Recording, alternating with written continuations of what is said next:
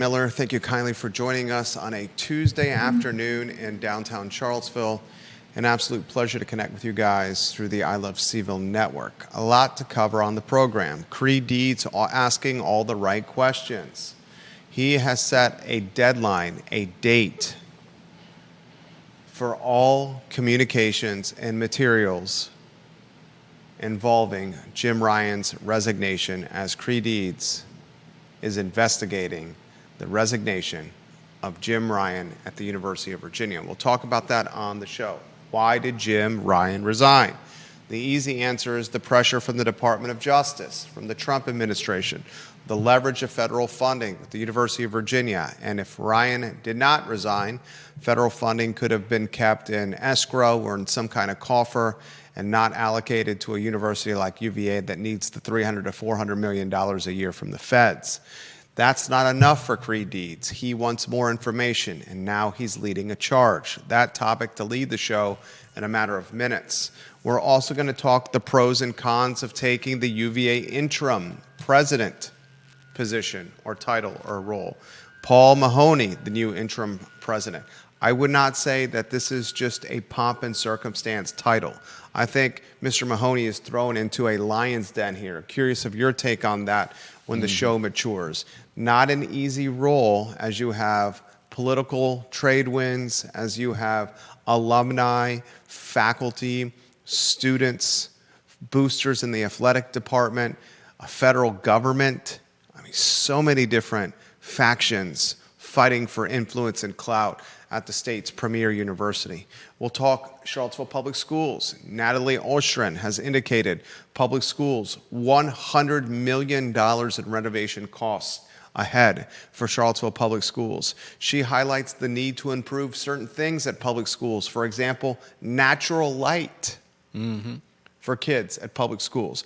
$100 million of renovation costs ahead for the Charlottesville Public School System and their buildings. Remember, the budget for Charlottesville City as a whole, fiscal year 2026, was $265,200,000. So this $100 million request is a huge chunk of the overall budget in the city of Charlottesville. We'll talk about that on today's show. And speaking of money, on this morning's edition of the Jerry and Jerry Show with Jerry Ratcliffe, the Virginia Sports Hall of Famer, who's covered the University of Virginia for more than 50 years. His sources have confirmed with him that the University of Virginia football roster has cost the department, ladies and gentlemen, somewhere between $20 million and $30 million, with the number closer to 30 than 20. I want you to think about that.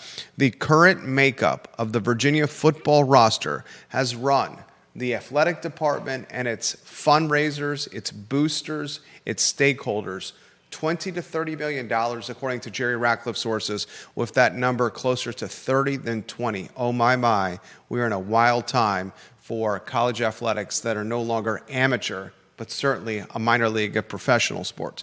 We'll talk the Guadalajara on Fontaine Avenue. It's for sale. The asking price is $1.4 million. We'll talk Bob Good potentially running for Congress again. And we remind you of the debate on Friday's edition of Real Talk with Keith Smith. Scott Smith and Fred Missel will be in the house Friday at 10:15 a.m. Friday at 10:15 a.m. Get to know the candidates, Scott Smith, the Republican, and Fred Missel, the Democrat. They are running for the Samuel Miller District seat on the Albemarle County Board of Supervisors. A lot to cover on the program. Neil Williamson, hello. Bob Yarborough, hello. Georgia Gilmer, Bob Shada, Greer Achenbach, thank you for watching the program. Katie Pearl, Lonnie Murray, a lot of viewers and listeners, including print, radio, and television. Judah Wickhauer. First, I'd like to highlight Charlottesville Sanitary Supply. 61 years in business for Charlottesville Sanitary Supply. The Vermillions are 5 generations strong in Albemarle County. Their business, Charlottesville Sanitary Supply, is 3 generations strong. Online at charlottesvillesanitarysupply.com and in person on High Street, ladies and gentlemen. They are the team behind our family swimming pool at our house, staying crystal clear blue. They have a mechanic on site for any vacuum repair, pool cleaning robot repair needs, and there's no one that has more knowledge in sanitary supply than Charlottesville Sanitary Supply guys and the Vermillion family. Studio camera, two-shot, Judah Wickhauer. Creigh Deeds wants some answers. He wants the receipts, he wants the dirt, he wants the scoop on Jimbo Ryan's resignation, and he is unwilling to accept this is purely a resignation due to Donald Trump's influence, the Department of Justice, potentially overreach and pushing Ryan out of Cars Hill. We'll talk about that today. How about Natalie Ostrin telling taxpayers that we're in the middle of a $100 million capital improvement project or campaign for Charlottesville Public Schools when, geez Louise, the budget for fiscal year 2026 is $265 million. How in God's name did Charlottesville think the Federal Executive Institute was a good idea? $100 million in current school infrastructure improvement needs, according to Counselor Natalie Ostrin. We'll talk about that today. A restaurant we love, Johnny Ornalis's Guadalajara on Fontaine Avenue, for sale with an asking price of $1,400,000. Goodness gracious, we're locked and loaded with a lot to cover today. What tickles your fancy the most? I'm certainly curious about Creigh Deeds going after the information from the Board of Visitors. Me too. And I hope he gets it. I believe he sent them 46 questions on August 1st, and I would be surprised if they're able to answer more than a handful of them. And the deadline? Deadline is August 15th for more than just that. The deadline is also for, he's asked the rector and vice rector to send all relevant documents and communications. Wow. We'll see. I'd love to find out more information, but I don't know if it's out there. What interests you about this? Is it the fact that you're just not buying Ryan resign because DOJ pressure? Do you think there's more than meets the eye? Yeah. I mean, people keep talking about him getting pushed out, but the people involved in this are not the kind of people to, like, stay in the background. Trump loves to toot his own horn, and if he felt any elation or sense of accomplishment in getting President Ryan out of the president's seat at UVA, I think we'd have heard about it. The fact that nobody's said anything makes me feel like this was Ryan playing chess when everybody else around him was playing checkers. And the chess moves that Ryan was making? The chess moves he was making was, look, take their target away, and they're stumped. They don't know what to do. And that's what we're looking at. Nobody has any idea what to do. And as we've talked about in previous episodes of the I Love CVille show, Ryan is perfectly poised to take over the presidency again once the winds are blowing favorably.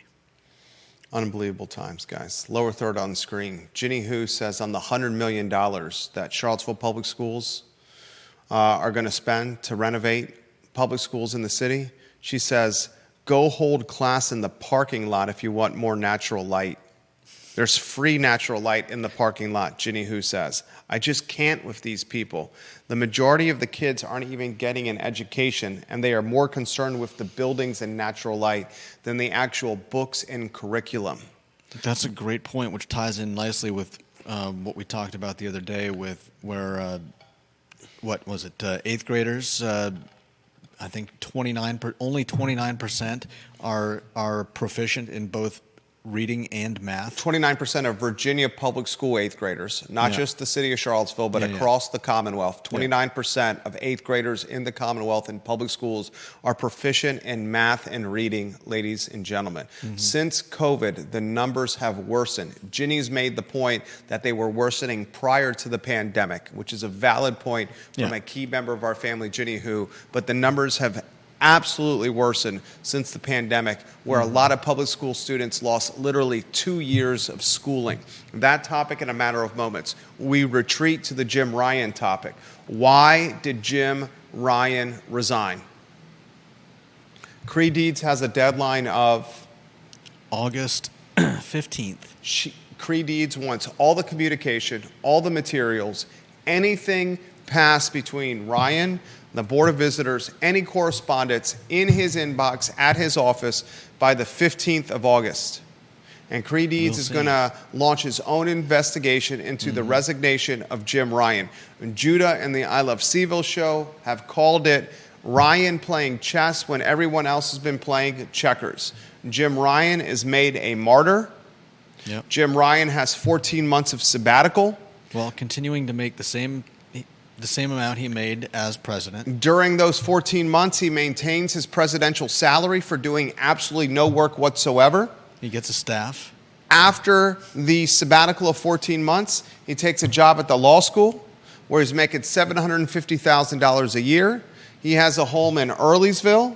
Jim Ryan, this man is looking like Nostradamus here, Machiavellian, as if he has a DeLorean or a crystal ball, and as Judah said, is playing chess when others are playing checkers.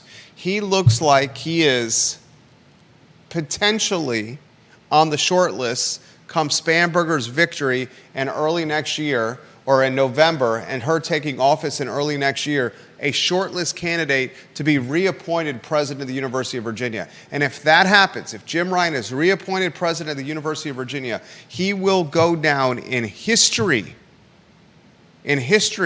with Virginia presidents. Someone that was able to resign on his own accord, and then get reappointed potentially 6, 7, 8 months later.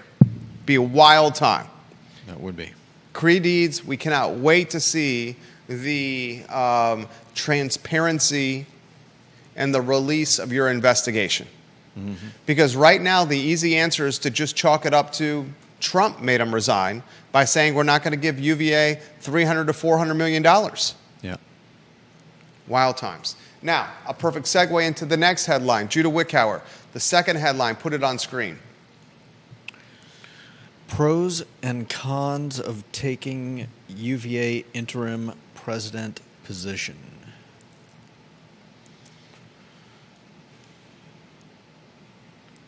You take that, John?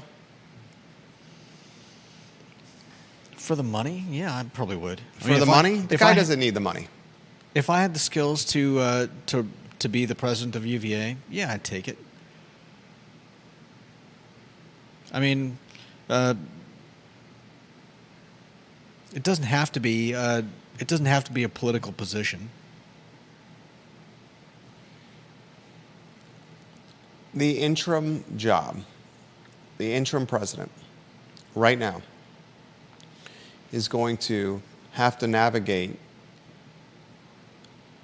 the fallout of Ryan's resignation, the fallout of a challenged Board of Visitors by state Democrats, the fallout of an outgoing governor, Glenn Youngkin, the transition of a Democrat, Spanberger, who is a clear favorite to win, the fallout of faculty and staff voting overwhelmingly no confidence in the Board of Visitors, Yep.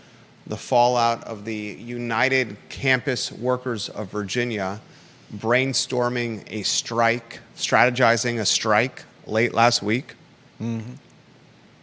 the fallout of a missing provost, the fallout of a missing CEO of UVA Health Systems, missing CEO of UVA Hospital, and missing dean of the medical school, all while the University of Virginia has become a hotbed for every political landmine that's viable in 2025. Every political landmine you have, right? You have Palestine and Israel. You have diversity, equity, and inclusion. You have Trump. You have the wealth gap, the education gap. You have racism, anti-Semitism. You have striking workers. You have an exploiting, allegedly, medical system. You have a football team that has the worst record over power conferences over the last 3 years. A football team that just spent, according to Jerry Ratcliffe this morning, nearly $30 million to rebuild its football roster. A football team that is now partnered with Costco to sell tickets because they can't sell tickets at the ticket booth. You go to Costco in Charlottesville, and on the aisles, you can buy literally 2-game passes with a parking pass, with beverage discounts at Costco next to the register, right by the National Enquirer, right by the Fruit Stripe gum, right next to the king-size Reese's peanut butter cups, football tickets to UVA at Costco. Unbelievable. This is not one of those jobs where it's just like pomp and circumstance, where it's just like a ceremonial position. I don't know that he's going to be tasked with all of what you just mentioned. I believe there will be a lot of holding the ship steady, and I doubt he's going to be making policy for what is obviously expected to be. So what do you think is expected of this guy? What's expected of Paul Mahoney, who is as qualified as any to be the interim president, and frankly qualified to be the actual president? Mahoney, ladies and gentlemen, the former dean of the law school from 2008 to 2016. He's going to assume the role of interim president on August 11th, which is in 6 days. This guy has been a member of the law school faculty since 1990. He's held several chairs and administrative positions before taking on the role of dean at the law school. He is a member of the Council on Foreign Relations and the American Academy of Arts and Sciences, a past member of the Investor Advisory Committee of the U.S. Securities and Exchange Commission. Prior to joining the university, Mahoney worked in private practice with New York firm Sullivan and Cromwell and clerked for Judge Ralph K. Winter Jr. of the U.S. Court of Appeals for the Second Circuit, and Justice Thurgood Marshall of the U.S. Supreme Court. Wow. He's married to Julia DeLong Mahoney, who very interestingly, this is crazy, Julia DeLong Mahoney, his wife, follows I Love CVille on Instagram 3 days ago. Nice. I'm going to show it to you. I'm going to go on Judah's shot. Can they see me on your shot? Yeah, they can see. Is this I Love CVille Instagram? It does look like it. I go to I Love CVille Instagram. I check followers. 3 days ago, who followed us? Julia Mahoney, UVA. 3 days ago. He's announced yesterday, and she's following us on Instagram.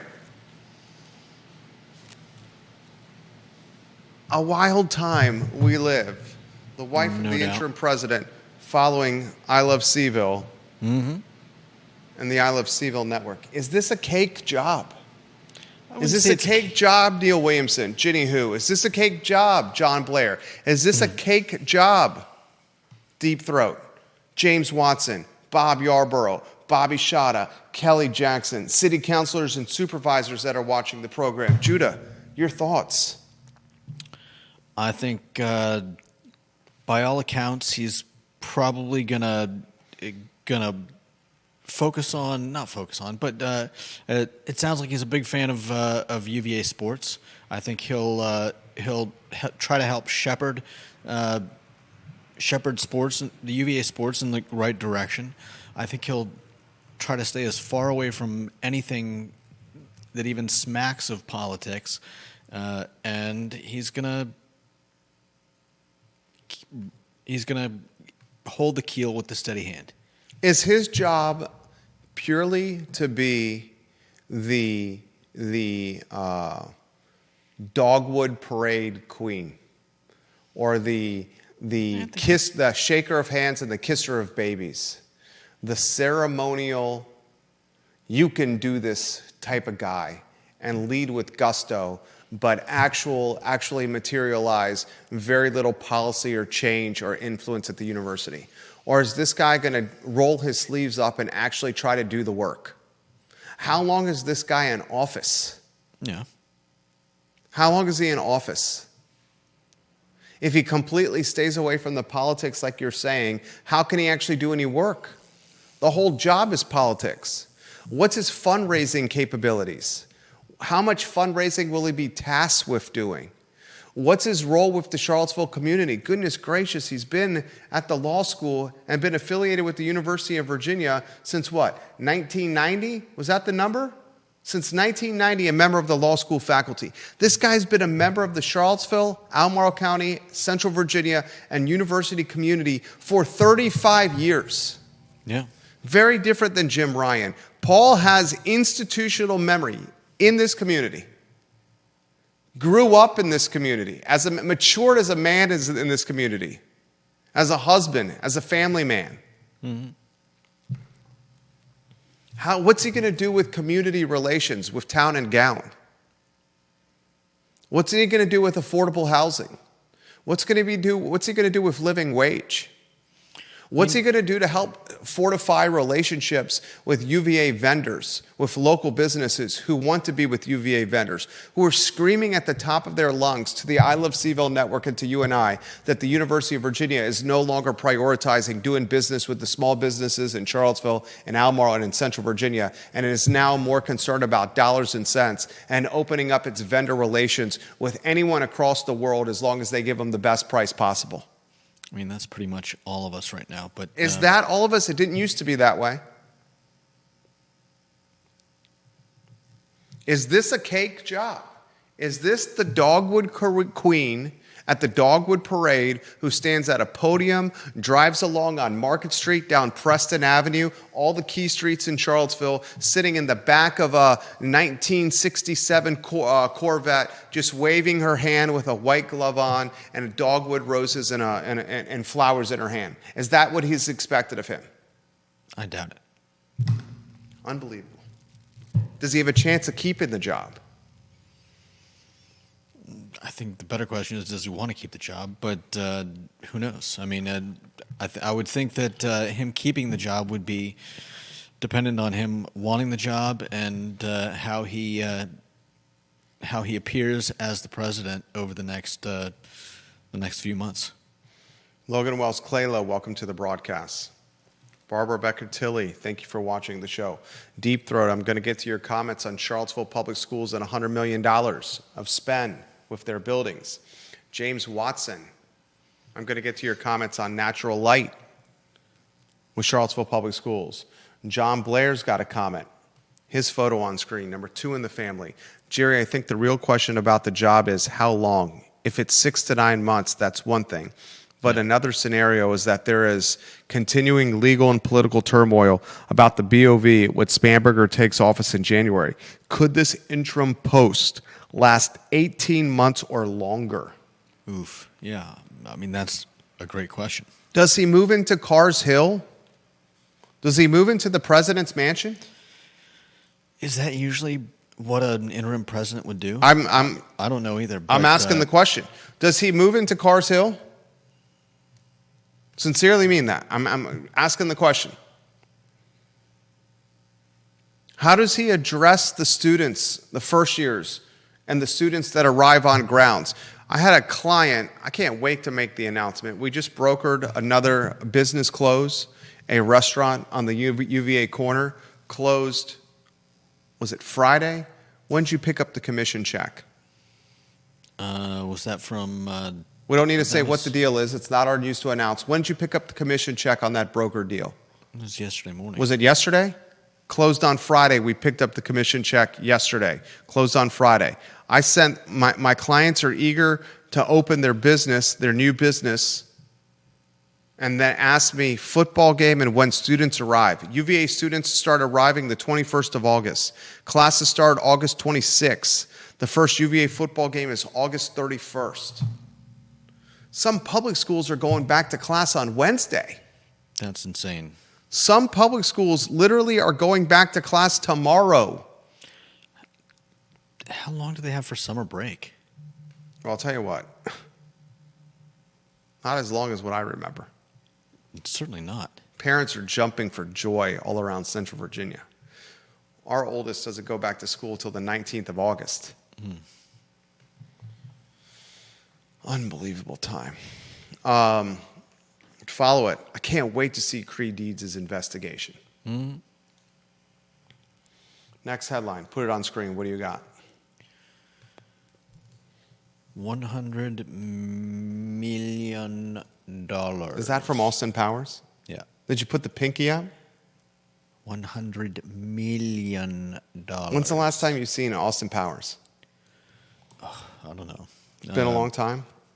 Over a decade. I'm watching a wild show on Netflix right now. It's called The Hunting Wives. It is absolutely wild. This show, The Hunting Wives. Is it The backstabbing and the deceit and the lying and the chess and checkers Is and it the a reality trickeration. show? Oh, no, it's not a reality show. No? It's a Netflix original. The Hunting Wives. Goodness gracious, is it good. Natalie Oshrin, ladies and gentlemen, indicates that public schools in Charlottesville, deep throat your comments coming up. Several improvements made at multiple schools in the city of Charlottesville in advance of the new school year. The price tag for the citywide educational renovation project, CVille right now has this reporting. An estimate is $100 million. $100 million. One of the renovation's major focus is offering, get this, Judah, natural light for the kids. Natural light. I mean, that's great, but Natural light. We're not concerned with math and reading and writing. We're not concerned with paying teachers more money, attracting more talent from a teacher standpoint. We're not concerned with textbooks. We're not concerned with SOLs. We're not concerned with grades. Security and safety. Getting kids to school on time and home on time. Keeping roaming groups, gangs of students from roaming hallways unauthorized and unsupervised. But what we're concerned with, Natalie Oshrin, is natural light. And it's $100 million. I like natural light. I also want kids to be able to read and write. yeah. Deep throat, number one in the family. His photo on screen. And remember, I said the fiscal year budget for the city of Charlottesville for 2026, $265,200,000. Deep Throat says, he adds a little color and context to that. It's important not to confuse capital costs and operating costs when looking at the budget. Now, $100 million is $25,000 per student for renovations, probably the typical gold-bricking stupidity you would expect from CVille government. Don't get me wrong. This is Deep Throat's words. He says, and it is odd given how enrollment is very likely to fall. Remember, Weldon Cooper has indicated that local public school enrollment in Charlottesville and Albemarle County and in Central Virginia is going to downtick as parents are choosing private schools for their kids or homeschooling. Yeah. Deep Throat continues, but leave that aside. $100 million in capital costs is not like $100 million in operating budget. $100 million should buy us 25 to 30 years without having to spend a huge amount on capital improvements. CVille can borrow 30 years in a muni market at 4%. Level pay, 30-year bond at 4%, $100 million principal equals annual cost of $5.7 million, which is probably what the city spends on useless nonsense per quarter. Then he shares... Then he shares a graph with us on in the DMs of my Twitter account. And I can't resist sharing this chart. Enrollment is down, spending is up, and teacher salaries are lagging spending. I guess natural light must cost a lot. Yep. One other data point. Deep Throat says, St. Anne's Belfield Academy apparently did their entire lower school campus rebuild back in 2008 and 2010 for something like $25 million. That was a different market. Cost of goods, construction, labor have certainly escalated since then, Deep Throat. But he has another data point that St. Anne's Belfield Academy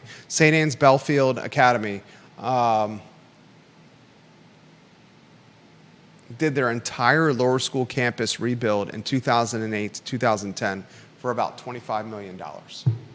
Unbelievable. What do you make? Okay. Maybe they weren't focused on natural light. The natural light comment is so quintessential Charlottesville.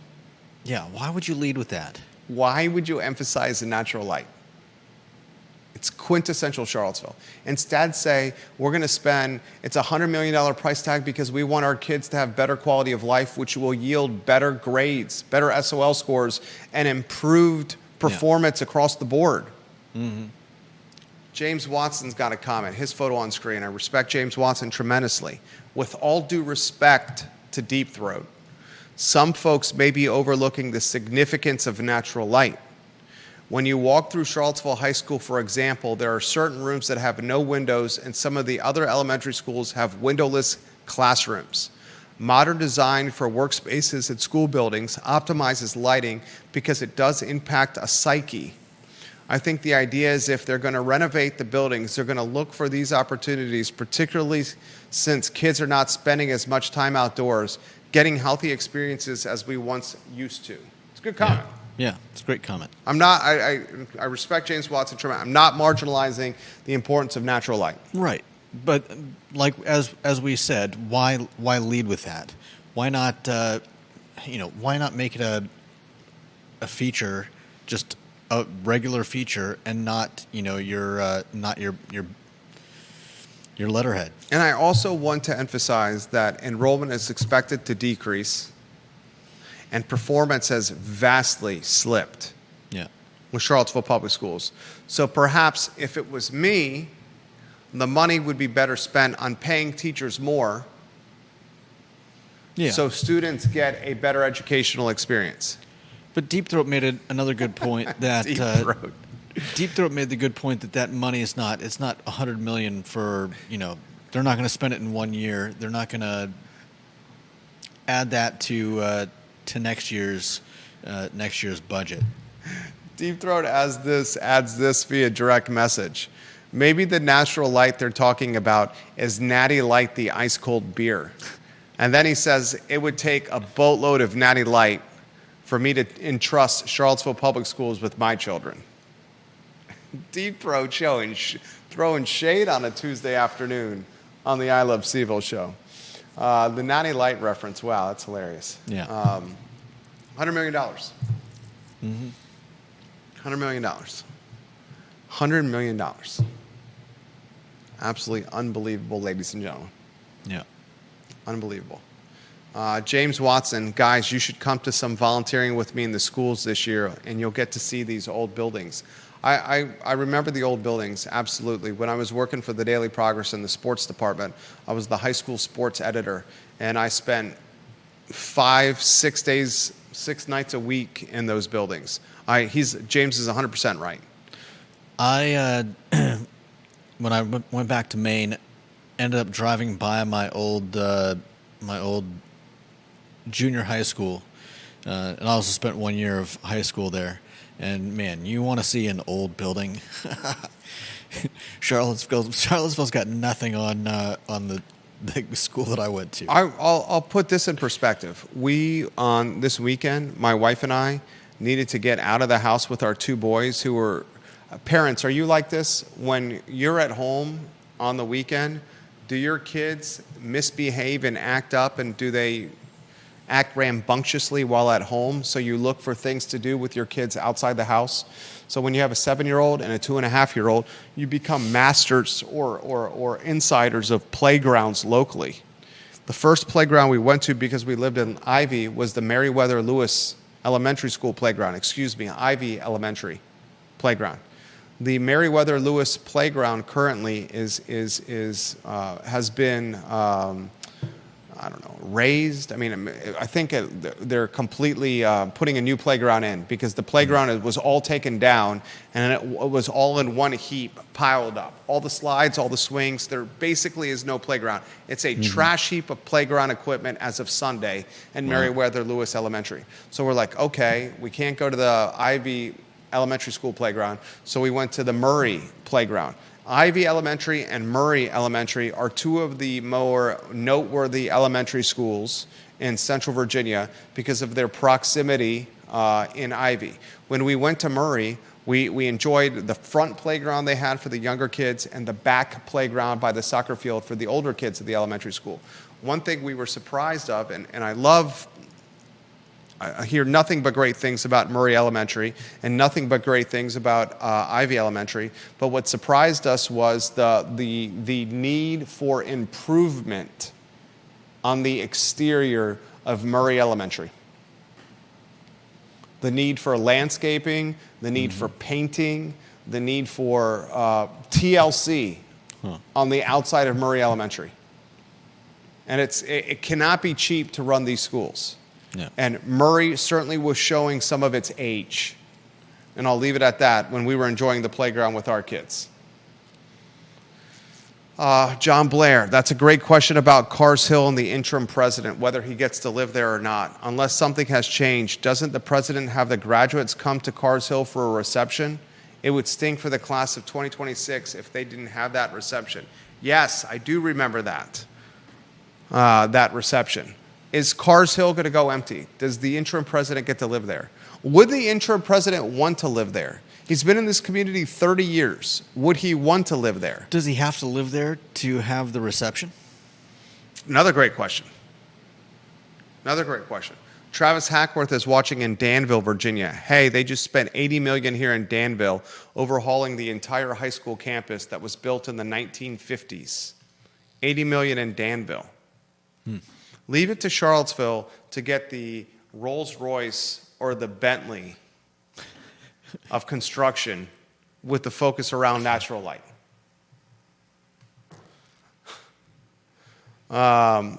Ginny Who, if you're equating it to the Dogwood Parade, then the presidency is disappearing as well.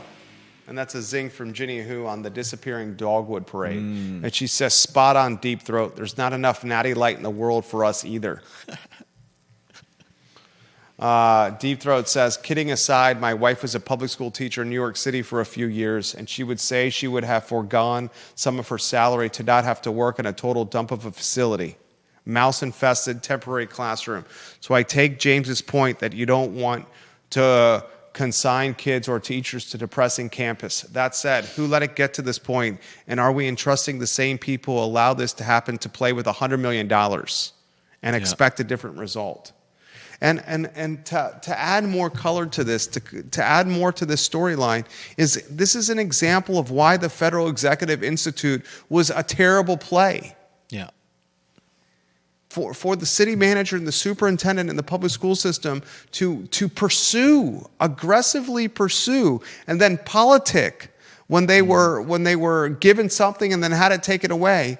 For them to aggressively pursue the Federal Executive Institute shows, from my standpoint, not a true grip on reality. Yeah, we keep hearing about things like, we need to completely renovate Walker and these other elementary schools, and now they want to spend $100 million on the high school, and we've got the jail that the offers went way over, and why are we not? I get that these buildings are not, they're not modular. You can't just pick a room and update it, but yeah, shouldn't we be working on this over time rather than leaving it until it's a dire need? I guess my point is this: we have 24 doors in our portfolio, 24 rental properties. We have a crew, Manuel's crew of 5 to 7 guys, actively upkeeping and managing the properties.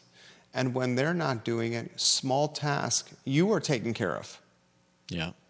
And it takes a team of people to do this, to keep them up to speed so they're of market standard for occupancy and to maintain a 5% escalator every year with rents.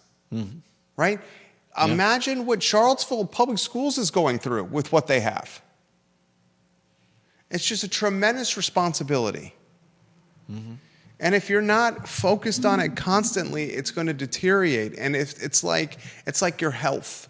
If you go years without going for a physical and your cholesterol levels are high, or you miss 2 colonoscopies when you have a history of polyps and you're supposed to go every 5 years, your risk of health concerns is compounded. Same with maintaining the real estate. You go years without doing it. Someone we know, we won't utilize his name, a vendor of one of the public school systems, has indicated that they were pushing maintenance tied to the public schools. You mean deferring? Deferring maintenance. Till finally, after years of deferment, the idea was to get back into business with this particular client of ours. Yeah. And it was past the point of no return with the machinery they had that was deferred maintenance. Right. So it costs more to replace the machinery than it was to just maintain the machinery. Yeah. Like an HVAC service contract. Next headline, what do you got? Guadalajara. 1.4 million. I think this is a fantastic opportunity. I hope Johnny Ornalis is watching the program. No doubt. That's a great location. I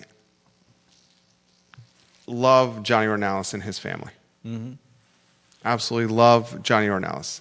Disappointed that the Guadalajara on Fontaine is closed. No doubt. For 1.4 million and asking price, and let me know if you're interested. The Guadalajara and Atlas Coffee can be purchased. The Guadalajara is 2,285 square feet. There's parking. It's a freestanding business located on Fontaine, right down the street from the Paul Manning Biotech Institute. Atlas Coffee is a beloved coffee shop in a space that's the size of like a spare bedroom. This is a completely turnkey restaurant in Guadalajara. In a traffic count corridor that's probably 10,000 to 20,000 cars a day easily. Are there headwinds for food and beverage? Yes. Headwinds for sit-down restaurants? Yes. A family like the family that owns Guadalajara has multiple other locations. They chose to close this one and sell the real estate. Are you going to have to innovate and come up with a different strategy than just opening your doors and serving people food in sit-down setting? Probably. That should always be the case, though. Agreed. But 1.4 million for the Guadalajara and the Atlas next door is a good price. Conan Owen watching the program. Let's give Sir Speedy some love. Sir Speedy of Central Virginia. Conan Owen is the CEO and the owner of Sir Speedy of Central Virginia. He's a Darden School graduate, Conan Owen. If you have a logo and you need visibility, Conan Owen and Sir Speedy are who you call. They did the step and repeat banner that's directly behind me. Direct mail campaigns, window decals, signage, stickers, trifolds, folders, any kind of marketing collateral for your logo. Sir Speedy of Central Virginia, locally owned and operated. He says the Plaza Azteca folks should buy it. They moved. They did move. And I was recently in their old spot. Visiting whom? Checking out the Pier Bar and Grill. Oh, the seafood joint. Yeah. Was it good? It's a Cajun place. It's okay. It's pretty good. You went with your family on Sunday? Yeah, just my dad. Okay. Did you enjoy it? Yeah. Okay, better question, did he enjoy it? He's got a tough standard. Your silence says a lot. No, he enjoyed it. He's a tough critic, is he not? He's a very tough critic. My dad's got to have his fries almost burnt to a crisp, and if not, he sends them back. And he didn't send them back, but they weren't burnt to a crisp. I think sometimes he understands the futility of his demands, eternal search for perfectly crisped fries. But We both had shrimp, and mine was great. There are a lot of restaurant vacancies out there. I questioned them going with Cajun, and they didn't have any soup on the menu. I which is a questioned little with odd for a seafood I place, questioned the seafood focus. Yeah. When we counted 5 seafood restaurants that are out there in the area. Bonefish, Public Fish and Oyster.